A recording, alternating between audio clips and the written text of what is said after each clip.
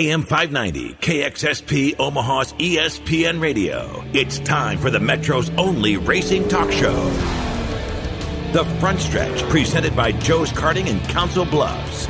Now, here's Dan Taylor and Buddy Ray.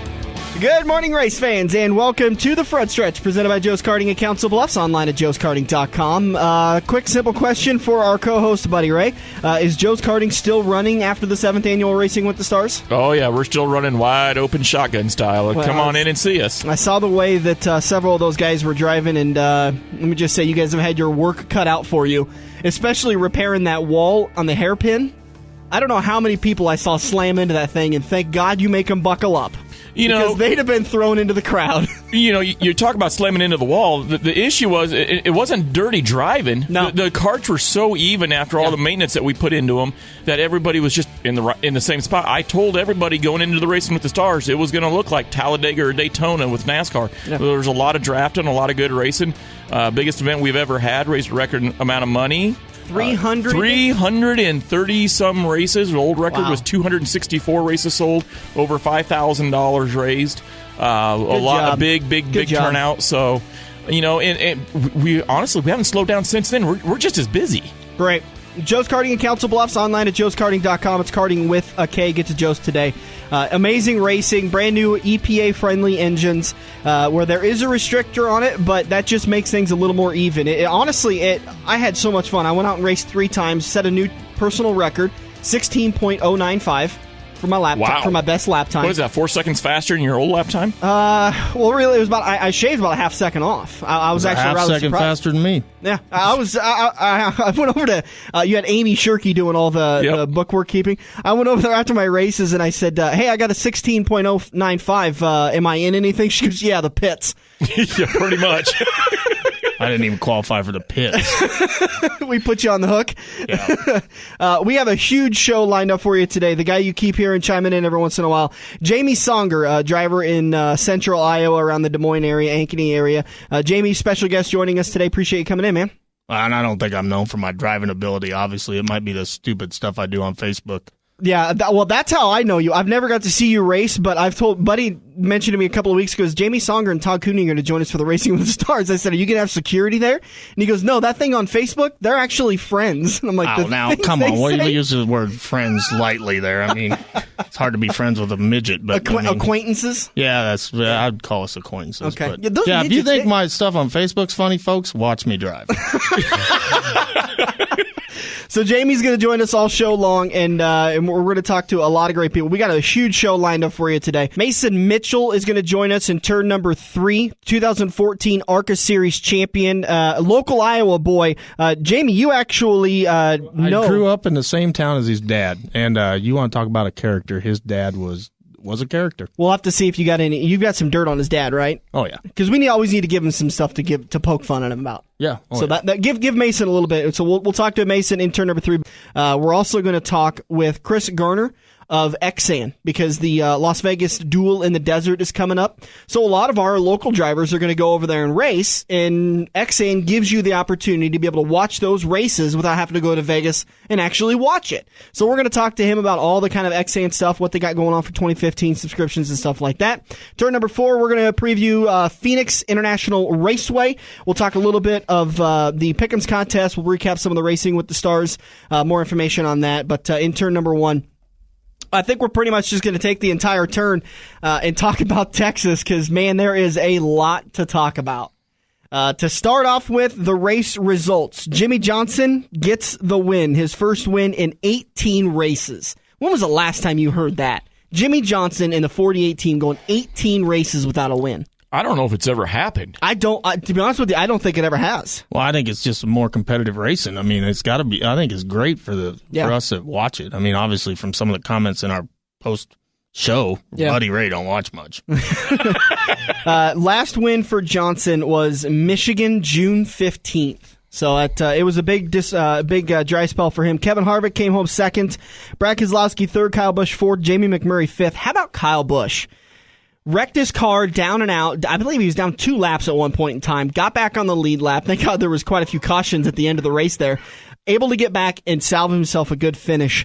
Let's see. The rest of the top 10 for you: Dale Jr., Kyle Larson, Kurt Busch, Carl Edwards, and Denny Hamlin. The number of guys that finished in the top 10 that at one point in time were down a lap is just astronomical. And I don't actually have that number for you, but if I was better at this, I would.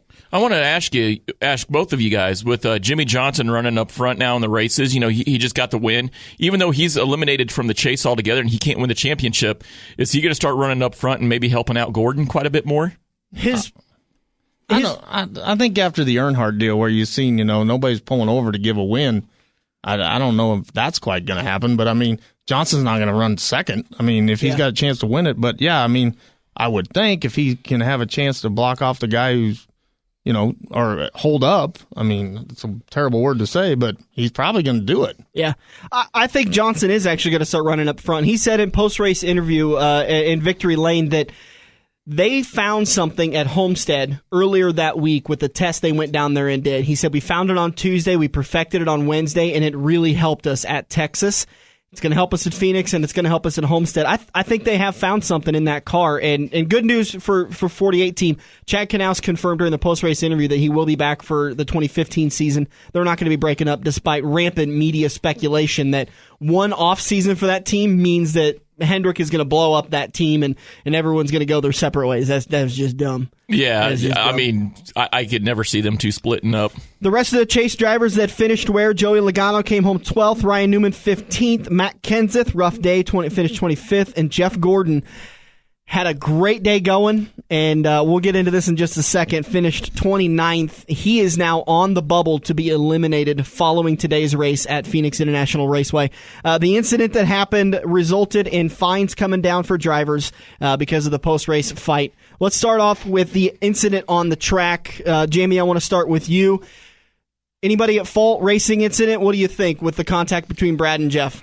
I've had several people we've talked about it, and, it's kind of like Keselowski's got a reputation of being that aggressive driver. So if there's a wreck and he's somewhere within a half lap of it, it's his fault. Yeah. And, the one thing we did learn is I don't think Jeff Gordon's probably the toughest guy in the pits, but I think Kennedy could whoop on Brad Keselowski. But somebody teach him to do something besides duck and weave. Yeah, I gave Jeff some credit because this time when he got a fight at Texas, he took his helmet off. I was there for the first fight, and barely I remember that weekend. They serve good beverages down there. Do they? Is they got good beer down there? The campground's interesting. Not as interesting as where they're at racing today, but yeah, it's interesting. We'll have to talk about that. You were giving us some naked grocery cart races. Naked shopping cart races, and there must not be a weight limit. So is it a racing incident, or do you feel like one of the drivers was at fault? No, I think it was a racing incident. He's seen the line. He's seen what he thought was a hole. And Gordon wasn't next to him when he went up. He was there, but I don't know. What we drive, we don't have a rearview mirror, so we can't see anything. You can turn your head, but we're going 80 mile an hour. They're going 200 and some mile an hour. Yeah. So that reaction time, and I think Gordon come down on him? Maybe a little, but not enough to say Jeff was at fault. Yeah. But you got a good point with the reaction time. On the dirt, we're going 80, 90 mile an hour. And like you said, they're going 200 mile an hour. But when you've been used to driving these things at 200 mile an hour, I'll actually take that comment, the reaction time. They should be used to that. That should not be nothing new to them. They should understand that. I think Keselowski's trying a little too hard, and I think I'm not saying that he did it on purpose, but he should have known that you could not put a 7-foot wide car in a 5-foot wide hole. Yes, but I want to throw this back at you. Coming from the guy who defended Clint Boyer going 3 wide down into turn 1 at Martinsville, when every driver in that pit knows you can't go 3 wide at Martinsville and get out of it clean. And he wrecked Jeff Gordon and Jimmy Johnson. I'm just saying. Well, I'm just saying Keselowski trying to do what he did at Texas was like trying to put the square peg in the triangle hole in that little ball that we used to play with when we were kids. You guys got toys when you were kids? Yeah, we had. We've talked about this at the shop, and one of them, Andrew Berg with no hair, said that it's within 2 laps. You're in 3rd or 4th. Okay, are you in 3rd or 4th with 2 laps, and you're not trying for the win?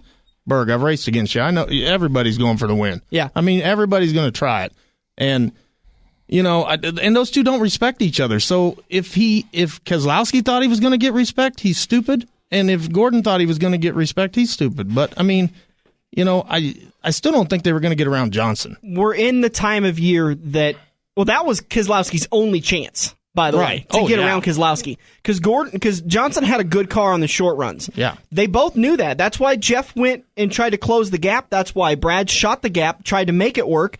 And that's what you give them. Listen, I want NASCAR drivers that take risks to an extent.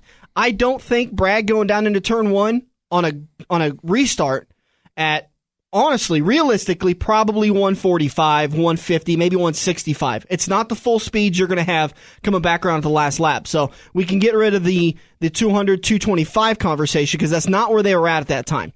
I like what Brad did. I think he did exactly what I want these drivers to do, which is go for the win. That's what we want. That's what NASCAR wants. Go for the win. Try to get that win because he's down and out right now. Well, and in his post-race interview, he said, I got to try harder. I'm a smaller team. Yeah. So, I mean, in that sense, he has one friend out there. And the way he's liked, he may not have any. But, I mean, he doesn't have the comfort of having 3 or 4 other cars that may help him out. He had to go for it. I don't like the guy personally, but he can drive a car. So after that's all over with, we get down to post-race. We're down on pit lane, and let's back up to a couple of weeks when Brad Keselowski was fined by NASCAR for making contact with Matt Kenseth and Tony Stewart on pit road, and then Tony was also fined because he made pit road unsafe. So that situation didn't happen. It didn't happen in my view with a race car. Now there was an unsafe environment that ended up happening because haymakers were being thrown. I saw pushing and shoving a couple of weeks ago at the end of that race, as opposed to what I saw the weekend at Texas. So Jeff Gordon parks next to Brad Keselowski, gets out. There's words exchanged. Kevin Harvick then pushes Brad Keselowski and yells some stuff at him, basically saying, if you're going to drive like that, you need to stand up and be a man about it. Any issue with what Kevin Harvick did? Yeah, I was thinking, you know, I understand the tension between Keselowski and Gordon, but really I understand Harvick's point, but why did he have to get in the middle of that? Because he used to drive like Keselowski. Yeah. He doesn't anymore. He's kind of let me down as far as I'm concerned. I mean, I like seeing that aggressiveness. And, you know, at least Delana would have pushed him from the front. She might have laid him out. Oh, probably. But with that being said, and would have laid Keselowski out from had Harvick not pushed Keselowski, would we have had that fight? No, I don't think Absolutely so. Not. I don't think so. At that point, then who's ultimately responsible for the haymakers in the big fight? Yeah. Harvick. Yep. And I think we got to go back 2 weeks. You know, if Tony's not on lockdown, that gets maybe more interesting than last week. Yeah, possibly. NASCAR then on Tuesday came out with penalties. I'm not going to read you the whole things. Action detrimental to stock car racing, behavioral issues, blah, blah, blah, blah, blah. The 24 team and the 5 team were hit with a combined $185,000 fine. After everything was all said and done, crew chiefs were put on suspension and crew members. NASCAR went back and reviewed all the footage, and anybody that threw a punch and landed a punch got hit with a fine. Are you guys okay with that? Should Jeff Gordon and Brad Keselowski have been hit with a fine? Well, what I'm not all right with is, did that say activities detrimental to stock car racing? That's the biggest oxymoron I've ever heard of. Come on, folks. It's a cover rule. You just doubled your viewership for today. It's the same rule that a lot of these sanctioning bodies have, though. They have a culture that they want to encourage. But when you step outside that culture, they can't fine you for something like that. So they put in this loosely worded actions detrimental to stock car racing, actions unbecoming of a football player, of a baseball player. They have those kind of every sanctioning body. We had a promoter tell us one night we had 3 cars finish a 24-car feature at Des Moines, a fight in the front stretch, and the promoter we were going to Saturday night tells us, if you can give me half that, I'll double your pay. There's no doubt that this helps NASCAR. But they also, Buddy, you talked about it when the fight happened a couple of weeks ago, that NASCAR needs to be careful that this doesn't turn into the WWE. And that's the extreme worry. I don't ever think it's going to. These guys are not going to the UFC. No. But I think this is NASCAR's way of doing it. And I think they've begun to define what is acceptable behavior and what isn't acceptable behavior. It's like when they laid out the boys have at it, and drivers wanted clarification. And all NASCAR said was, when it happens, you'll know. And we will fine you. The happiest of the whole group has got to be Danica. Yeah. Because they just found the other, rhymes with which, in the pits. I mean, she's not very happy after Texas because they did a crew chief swap, and she got the fuzzy end of that popsicle. The one thing I was wondering, though, this chase format, this chase grid, it's bringing a lot of attention to NASCAR. I see my Facebook blowing up. Everybody's like, well, this is making NASCAR worth watching again. The problem is, let's say Songer and I are NASCAR, and we'll throw Cooney in there. Wow, we just stretched it. Yeah. So anyways, we're in the chase grid. Are people going to watch us when we're not in the grid, when we're trying to make the chase? Is that going to take away viewership from the main part of the season? No. And people are going to only dial in the chase part just to see the extra drama? Do you see what I'm saying, Songer? No, I understand it. And I mean, I know some of us aren't a huge fan of Chocolate Myers, but he said it best.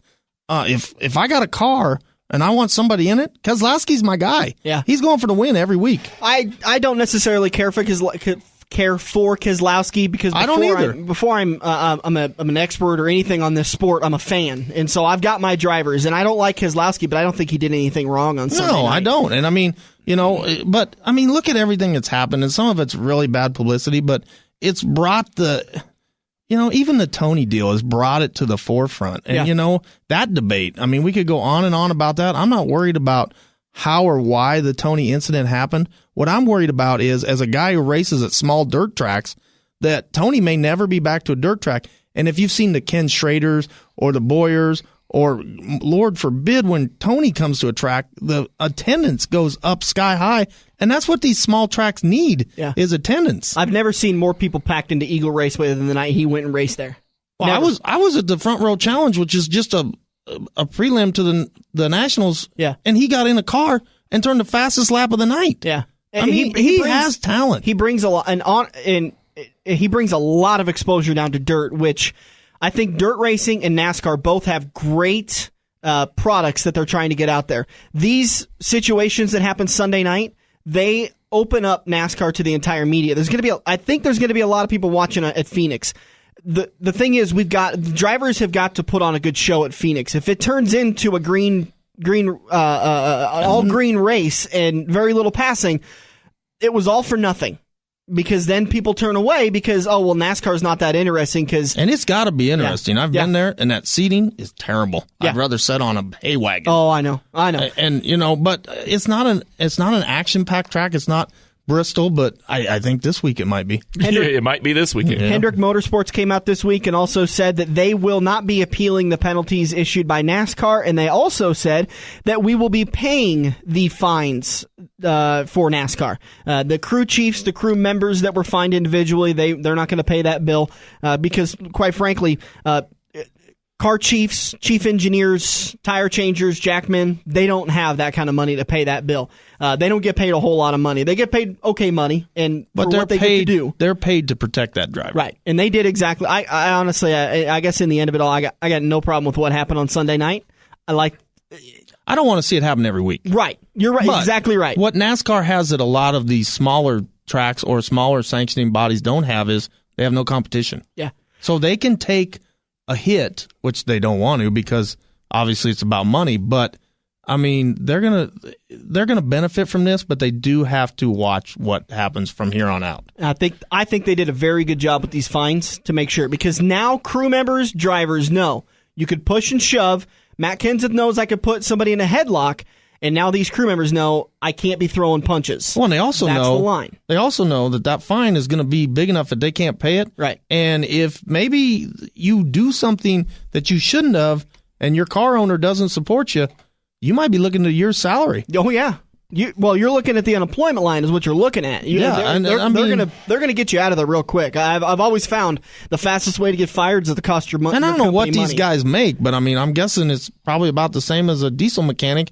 So I mean, it wouldn't be a big hit, but the lifestyle would be a big change. Over the wall guys, I've heard anywhere from 40 to 80 a Less year. than a diesel mechanic. A good diesel mechanic make, from what I've heard, 80,000. So now, I mean, expenses are paid, travel's paid, that kind of stuff. And you get to see all the races. Yeah. I mean, somewhat. I think I'd do that, definitely. All right, we got to take a break. We'll be back in turn number 2 to talk to Xsan's Chris Graner about what their services are they offer and what's coming up in the 2014, what's left in 2014 and to come in 2015. We'll be right back on the front stretch. This is Andrew from Kaziski Auto Parts. Kaziski Auto Parts is an insurance-quality used parts supplier that can match your foreign or domestic car or truck needs. If you have a damaged or broke-down car or truck, we guarantee a clean and quality part in next-day fashion. Kaziski Auto Parts, your neighborhood premium recycled parts supplier. Call any Kaziski Auto Parts salesman today by dialing 402-731-4592 or visit us at 5040 I Street in Omaha. Kaziski Auto Parts, our quality used parts will match your car or truck's needs.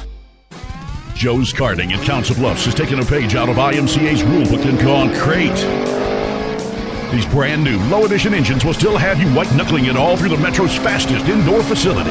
Joe's Karting is now friendly for all skill levels with their brand new Honda powered engines. It's time to get to Joe's today and find out what drivers like Jack Dover, Shale Blade, and Andrew Kosiski have known for years. Located in Council Bluffs and online at joeskarting.com. That's karting with a K.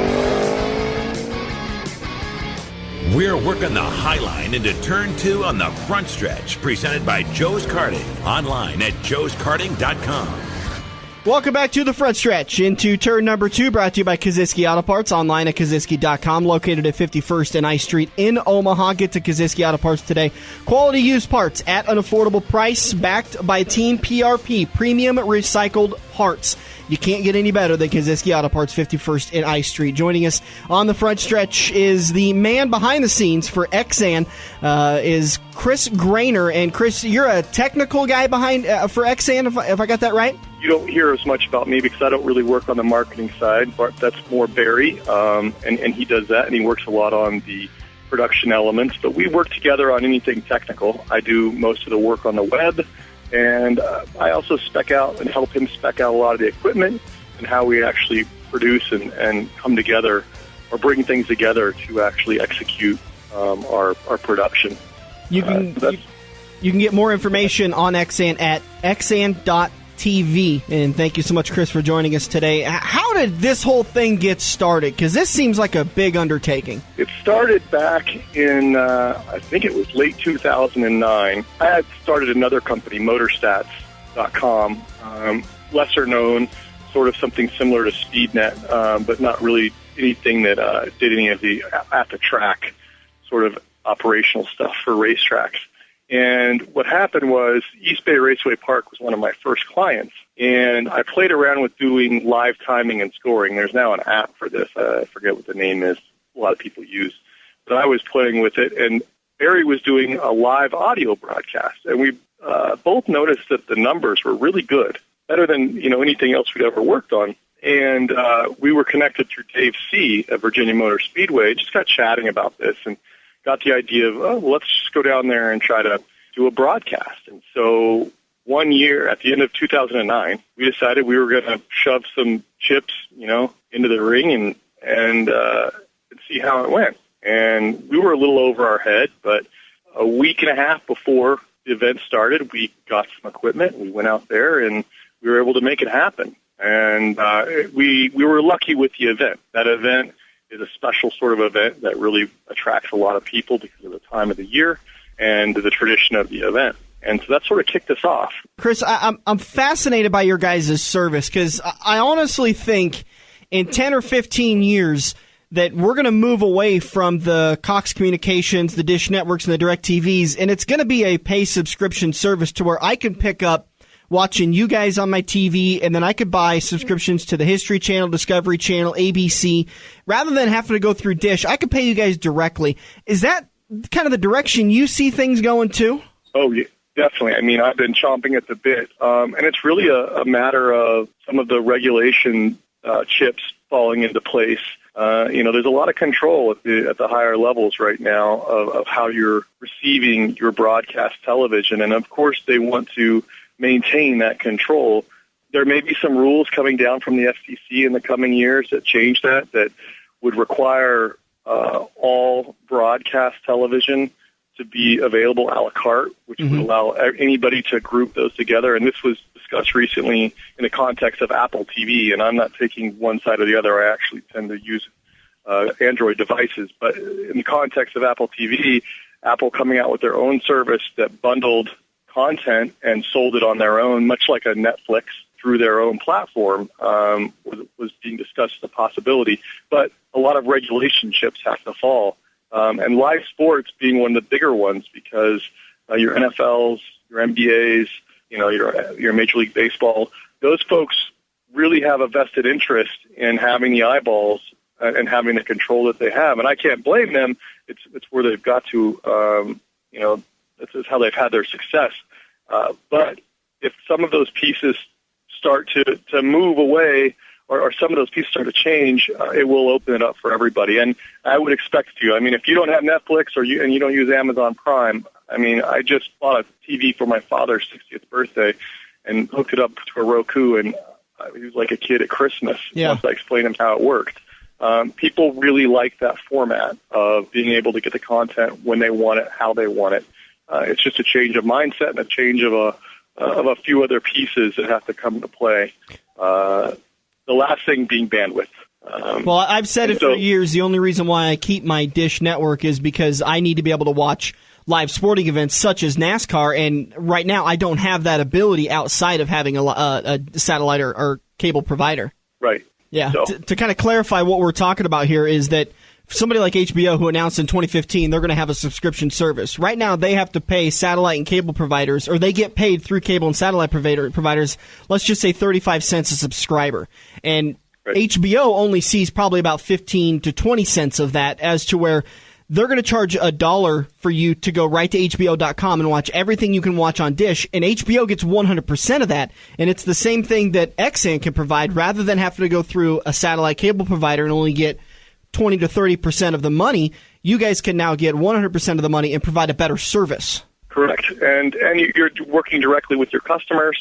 You don't have to, be sort of jumbled in as another piece of the package. So then that would also keep commercials out, I'm hoping? Oh, yeah. I mean, that's our goal is to keep as much commercial out as possible. We do advertising, but most of the advertising you'll see that we do our pre and post roll stuff in our interviews. Mm-hmm. We try to keep the rest out, and it comes down to just trying to make a little extra revenue to keep the business moving forward. Well, we all got. The one thing racers do forget is we all got to make money. Right. And that's kind of something that we were talking in the pre-interview, and we were getting ready for this. You kind of talked a little bit about portions for the track promoters. So when you come to like Eagle Raceway and you guys are recording and showing like the Nebraska Cup, does Eagle Raceway get a portion of the subscriptions for those races? Yes.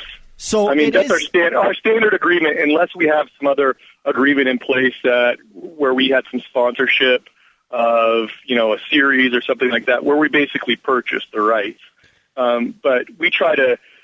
One of the issues that we sort of have in the local racing industry is that the rights holders are either not aware that they've either signed away their rights, or the rights holders are aware that they have their rights.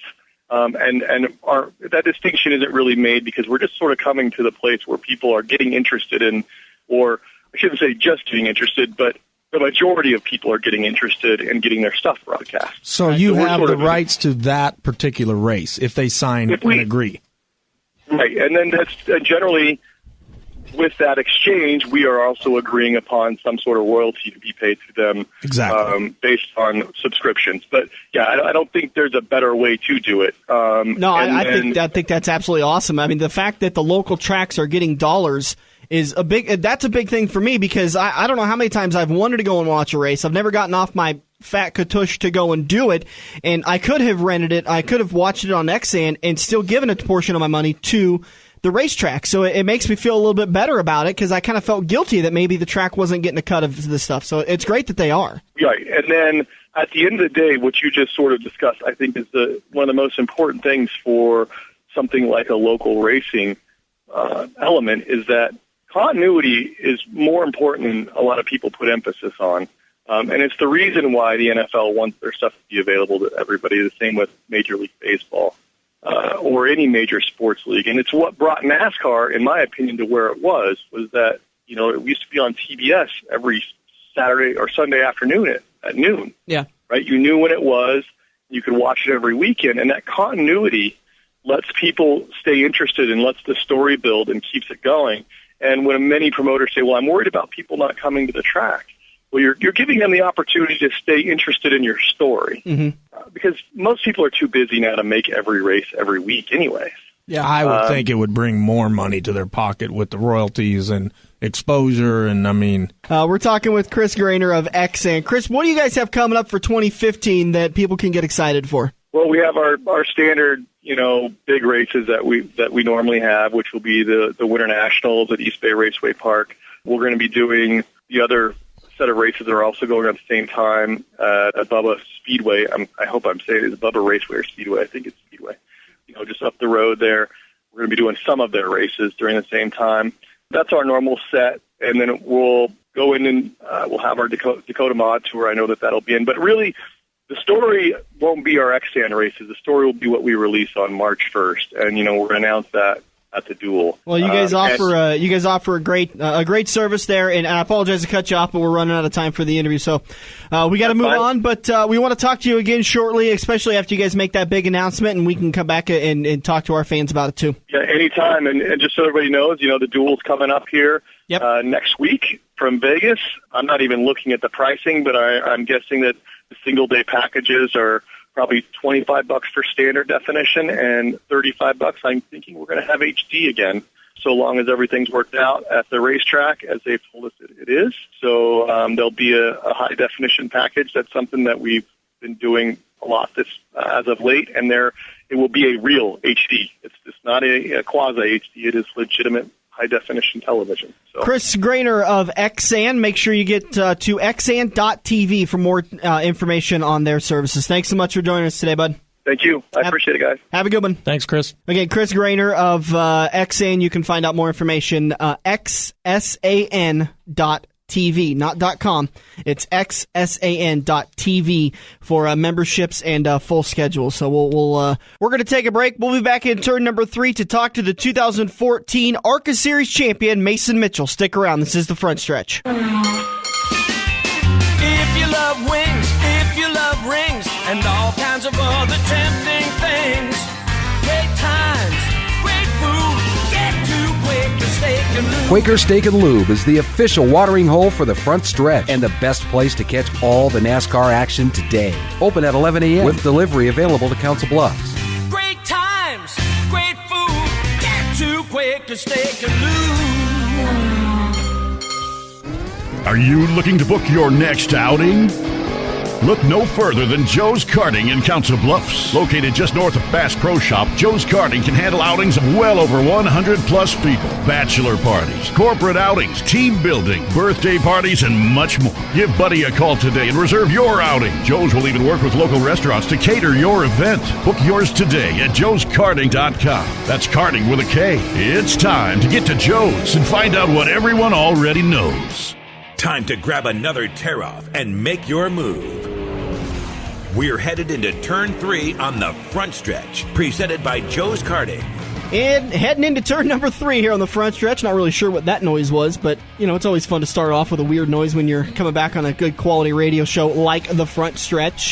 Joining us now on the show, Mason Mitchell, local Iowa driver and the 2014 ARCA Series champion. Man, congratulations on that title. Hey, I appreciate it, and thanks for the opportunity to come on tonight. And I just have an amazing year, and such a good feeling to get that championship and all the hard work that's went into it, and just truly blessed. Mason, you are a local guy. You're from around the Des Moines area here in Iowa, so just kind of refresh some drivers or some fans that may not know of you quite yet. What got you started in racing? Was it a family thing or something that you're pioneering for the family? Honestly, I'm the first generation, so I've had some great support from my family and friends to open the doors for me and lead me down the correct path, but nobody else in my family's been involved in the racing sport, just myself. So I was just started as a dream when I was little and a fan, and and trying to make it all work. All right, now, Mason, this is Jamie Songer, and I do remember your dad from growing up in Winterset, and I do have to ask, in your awards ceremony, if you could sing us an Elvis song as good as your dad used to do? That's funny. That's really funny. He is. Awesome. Folks, you think I'm a character? You should meet Mason's dad. Is he right? Yeah, he's fun. Oh my! We have good times, great times. And there is never everybody. There's no way there's ever a dull moment. Oh no, yeah. There's definitely not. Mason, you got started racing dirt bikes and then made the switch to four-wheel cars. Have you raced anything on dirt besides a dirt bike, or did you move right into asphalt from the dirt bike? Yeah, the only thing I raced on dirt was the dirt bikes, like you said, when I was about 5 to 10 years old. And then other than that, the only thing I ran on dirt was ARCA this year and the year before. We had some really good success. We won a couple poles and led laps and almost won the races. But other than that, never ran on dirt in my life. Maybe a couple times in a tractor, but that's about it. What was the interest coming from the dirt motorcycles to the asphalt? Where did that interest come from? Well, I was probably, I knew I was a huge, NASCAR fan, and Jeff Gordon was my idol even in my dirt bike days. And I think I knew at some point I was going to have to take a different, path. It just kind of all worked out. I was little and I wanted to make a change. I still love the action sports and love watching Supercross when it's on. But, stock car racing is really, where my heart is. You mentioned there that you're a Jeff Gordon fan, so I kind of wanted to maybe put you on the spot. What'd you think about Texas and Brad Keselowski? Is there now a picture of Brad Keselowski on your hauler with darts in it? And they're both really good guys and good racers. I think, honestly, it's a racing deal. Last couple laps for a race to try to make it into the next round, and everything's on the line. So much pressure. You see a hole, you go for it, and everything happens so fast. Jeff probably didn't know he was there, and it just happened. And I understand why Jeff's mad because the flat tire kind of ruined his night, and obviously he was pretty frustrated. But I think it's just hard racing. I think it's good for the sport to stir it up a little bit and get the fans really excited about it. Thanks. Now, I got to say, maybe a career in politics because, that answer to the Gordon Keselowski thing, I agree with exactly what you said, but that was pretty politically correct. You put it nicely. We're all going to go for that win. I've had this conversation with 10 different people, and they're like, oh, there's 2 or 3 laps left, you're third or fourth. Mason, you're going for one every night, right?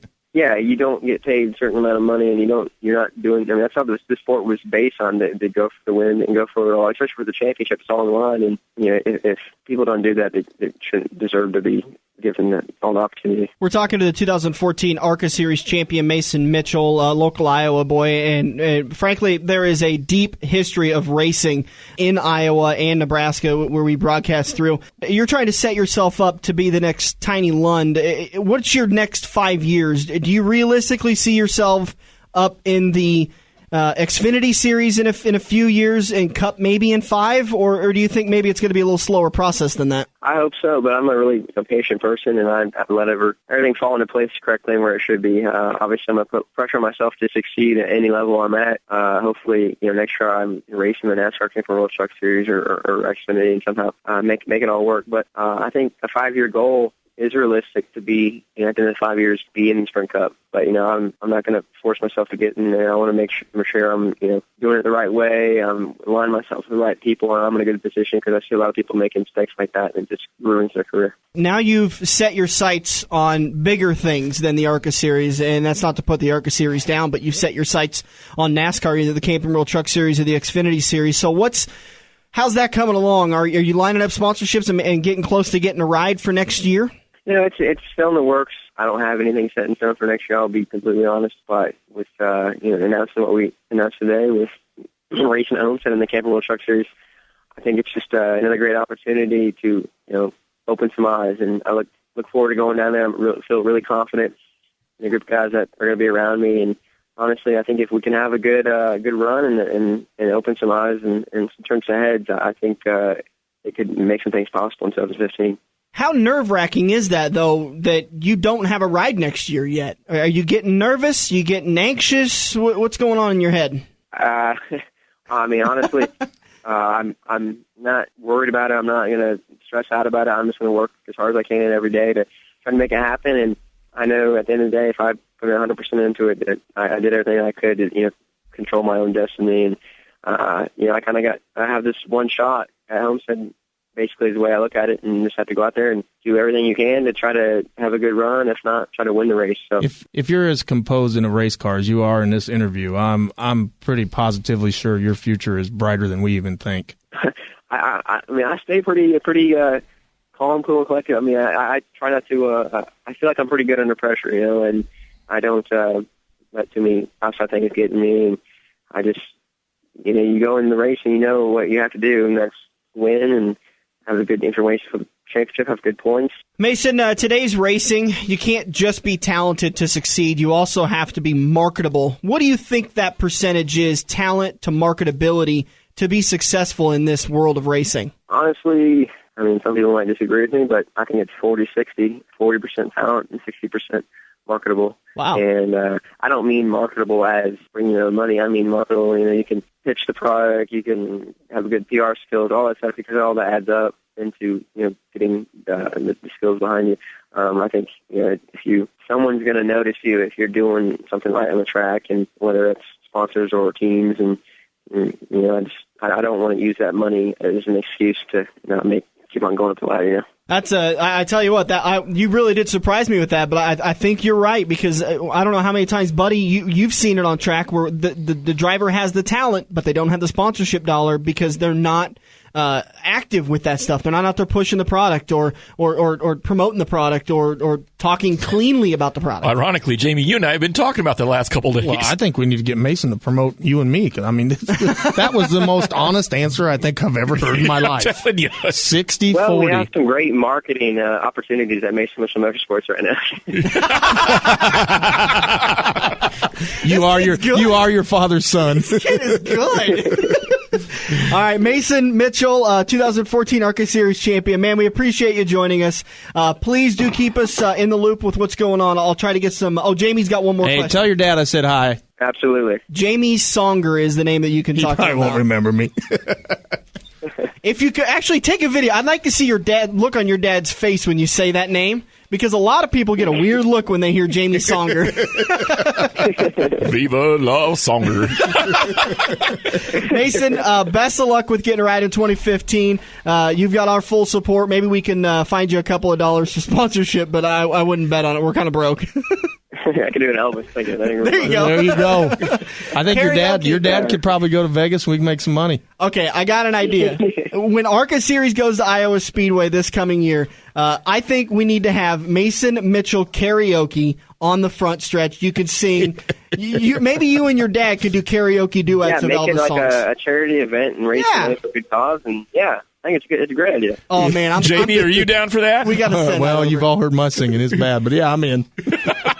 All right, Mason, for the fourth time, we appreciate this, and best of luck next year.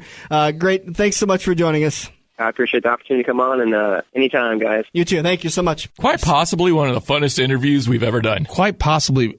How old is the kid? 20. Yeah, that's impressive. Yeah. Wow. Yeah. He's right up there with Brendan Gaughan is one of my favorite interviews because he's so fun. And he's polished, Mason, but yet he's free with it. Yeah. I mean, he doesn't seem stiff or rigid. He just seems like the guy that you... God, if you've met his dad, wow. He is not polished. He makes Songer look polished. We're going to take a break. Be back in turn number 4 to wrap this baby up. We'll be back. It's the front stretch on AM 590, Omaha's ESPN Radio.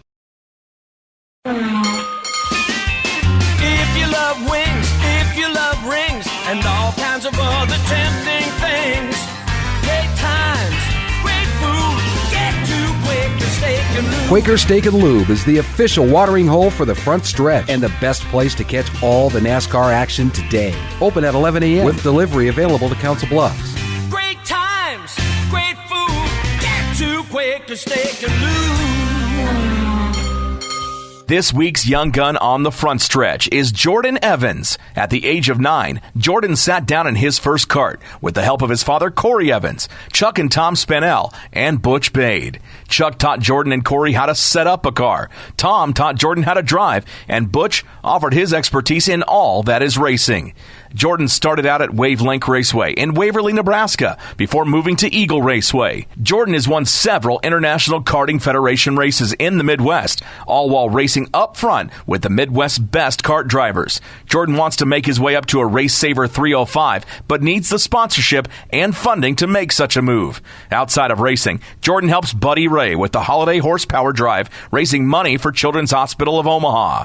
Make sure to keep your eye out for the 99 flat cart at Little E. It's driven by Jordan Evans. He's this week's young gun on the front stretch. Joe's Karting in Council Bluffs has taken a page out of IMCA's rulebook and gone crate. These brand new low edition engines will still have you white knuckling it all through the Metro's fastest indoor facility. Joe's Karting is now friendly for all skill levels with their brand new Honda powered engines. It's time to get to Joe's today and find out what drivers like Jack Dover, Shale Blade, and Andrew Kosiski have known for years. Located in Council Bluffs and online at joeskarting.com. That's karting with a K. Get ready for the victory lap as we make our way into Turn 4 on the front stretch. Presented by Joe's Karting. Online at joeskarting.com. Heading into turn number 4 here on the front stretch. Turn 4 brought to you by Quaker Steak and Lube in Council Bluffs, the official watering hole of the front stretch. All the green flag action for the race today at Phoenix International Raceway is on the big screens at Quaker Steak and Lube, along with all the NFL action. Green flag, the race coverage kicks off on ESPN at 1 o'clock and MRN for your radio coverage, and then green flag waves about 2:15 this afternoon. If you are involved in the Pick'ems contest, make sure you get your pick in, even though we already have a champion, Sonia Worth, absolutely laying it to the field. Yeah. I did a little bit of math, and that's always scary, but I used the calculator. Sonia has, we did the Pick'ems contest last year to kind of feel out any bugs to make sure it was ready for the fans this year. And she actually would be beating you, me, and Andrew by 168 points. It is a freak of nature how good she is doing. She's going through the competition like Cooney in an ice cream cone. Oh, that is a great analogy, and that is Jamie Songer. Jamie, I didn't think anybody could move that fast. I'm telling you. You've never seen Todd Cooney run an ice cream cone, then, have you? Yeah, that's a good point. It looks like somebody with long hair with all that hair on his back. Wouldn't it kind of look like the Michelin Man chasing down the Wells Blue Bunny? Yeah, with hair. Yeah. How about that Mason Mitchell, man? Last turn, well-spoken, smart kid. He is absolutely right. 60% marketability and understanding how to promote you as a product and the products that support you. 20 years old. Wow. Yeah, smart kid, and somebody to definitely keep an eye on, and hopefully somebody we can have on the show more often as the show continues on. But we shall continue on into turn number 4, and let's talk Phoenix International Raceway. How about it? Let's see some fireworks. Let's make something you guys, that looks more... let's make it better than last week. I mean, let's actually... Maybe get Michael Buffer out there. Let's get ready to rumble. I don't know if I quite want that, but I mean, I want to see... Oh, come on. I mean, let's see the one with the cojones in the Harvick family actually throw a punch. Delaney. Oh, you want to see... Okay, yeah, you want to see the wife come out. Results from earlier this year at Phoenix International Raceway. Race number 2, March 2nd. It's been a long time since NASCAR's been back to Phoenix. Kevin Harvick took home the win, and that was the race that he absolutely dominated the race. Led, 224 of the 312 laps.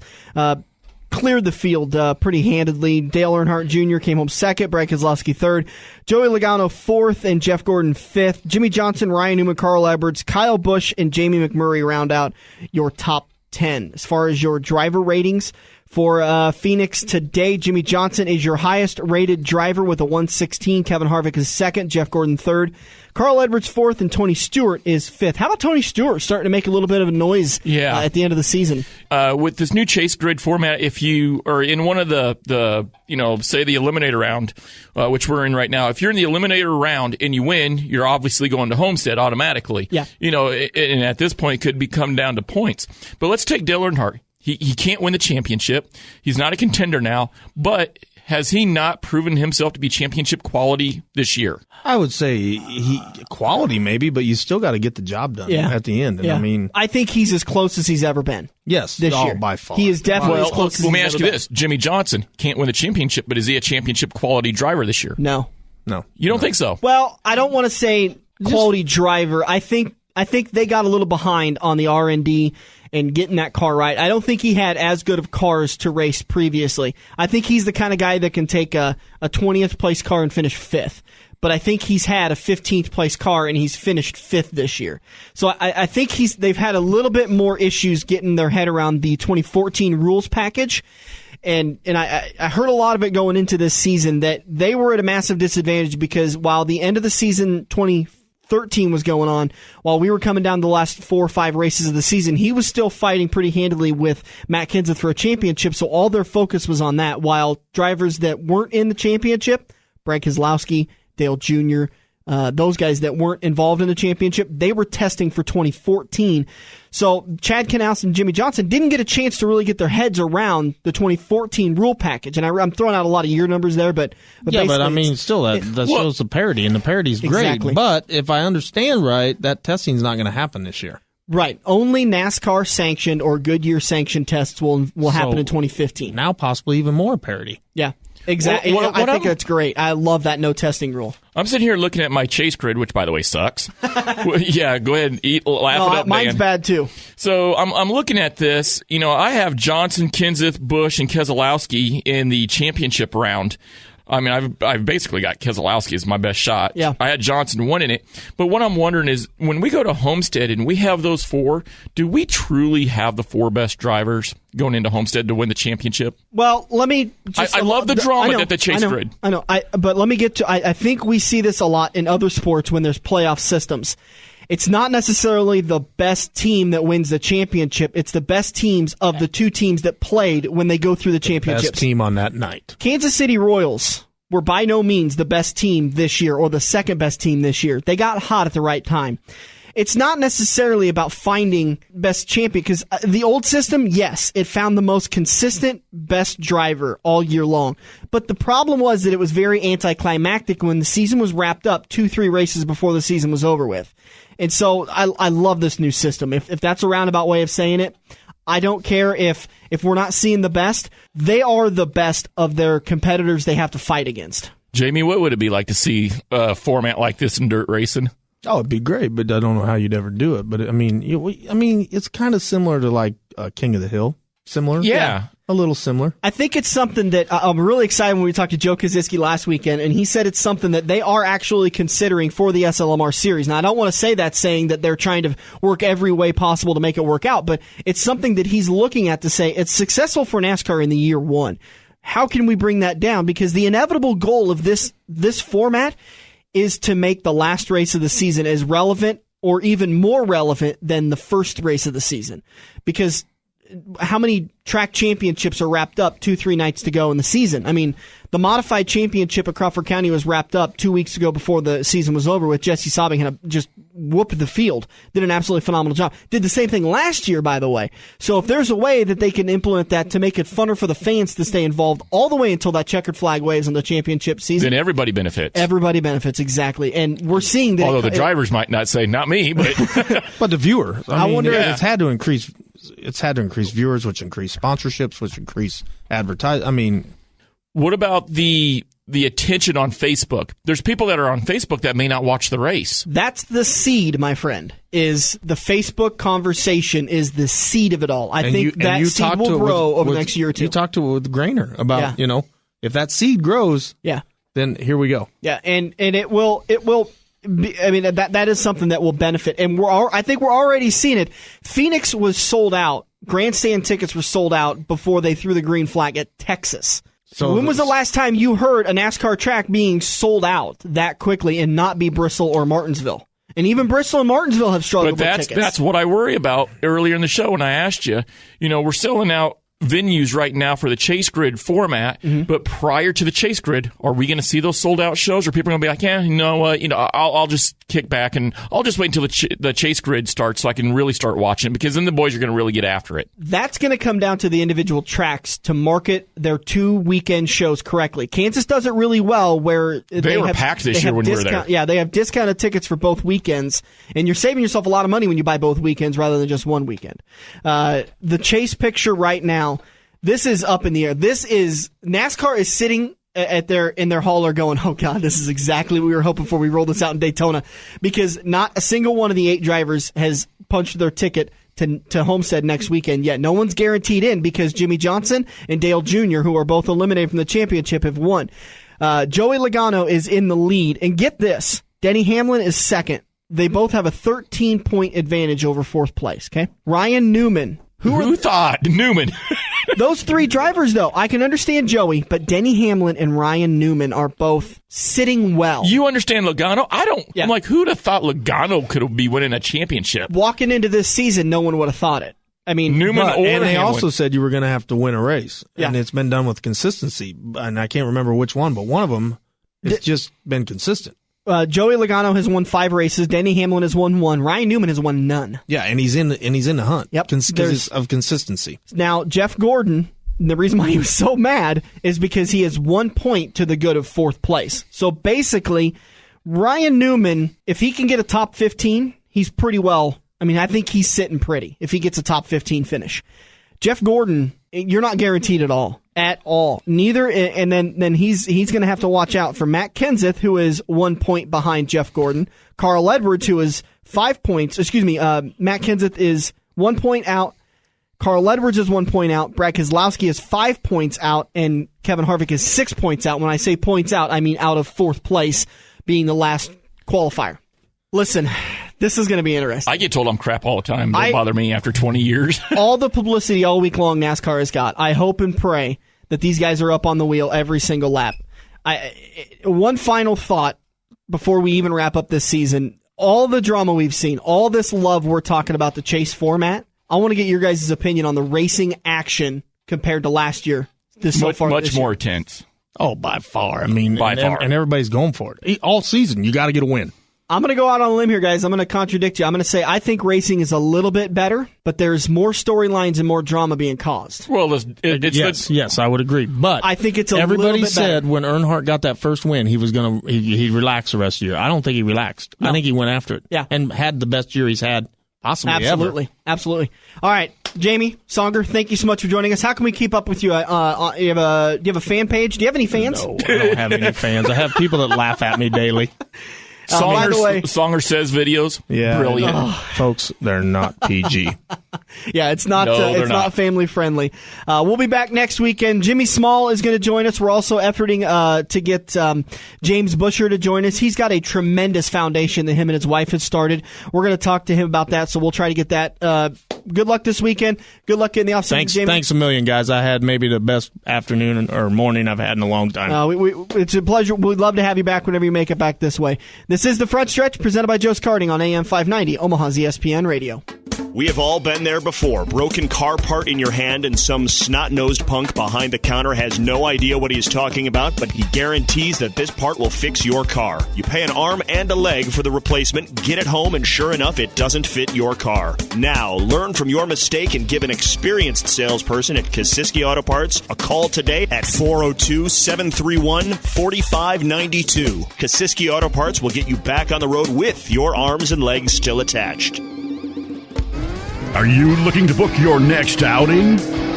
Look no further than Joe's Karting in Council Bluffs. Located just north of Bass Pro Shop, Joe's Karting can handle outings of well over 100-plus people. Bachelor parties, corporate outings, team building, birthday parties, and much more. Give Buddy a call today and reserve your outing. Joe's will even work with local restaurants to cater your event. Book yours today at joeskarting.com. That's karting with a K. It's time to get to Joe's and find out what everyone already knows.